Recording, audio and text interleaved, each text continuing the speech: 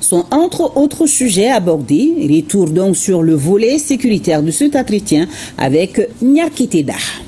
Quand je prends notre voisin, encore comme je dis entre nous noirs, le ministre de la Défense ivoirien, qui se promène, aller en Turquie, voir le ministre de la Défense turc et lui dit qu'il ne va nous vendre des armes. Vous voyez comment ça fait mal. Quand c'est un noir qui se comporte comme ça fait très mal. C'est l'une des grandes révélations de cette interview réalisée depuis Moscou. Les tentacules viennent de partout, de loin, mais aussi de très près.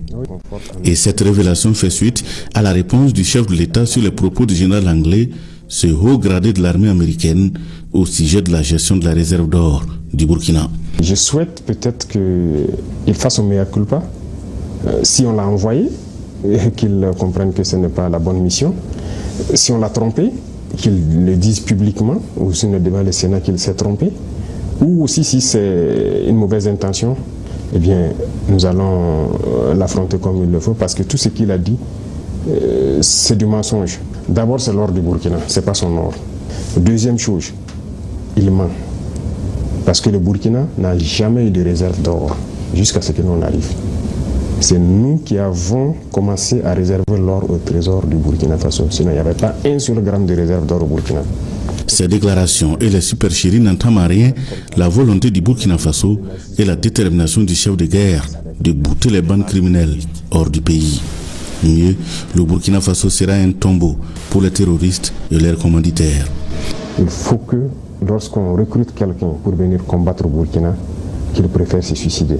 Et ça va arriver. Parce qu'on les équipe, on les forme, on leur donne la technologie, ces criminels-là, mais nous nous adaptons permanemment. Actuellement, nous sommes dans une phase assez particulière.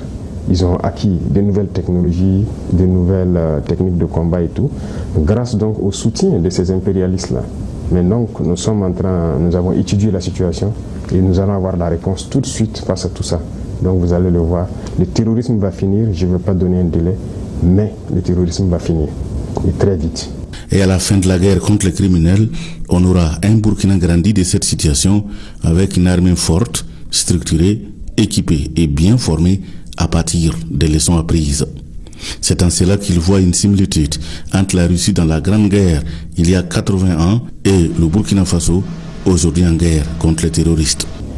Le Burkina mène une lutte depuis maintenant 10 ans contre le terrorisme.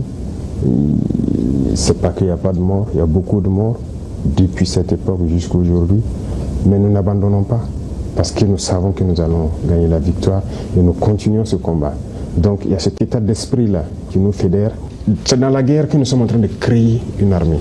Donc c'est normal que ça prenne un peu de temps, on souffre, mais il faut créer une armée.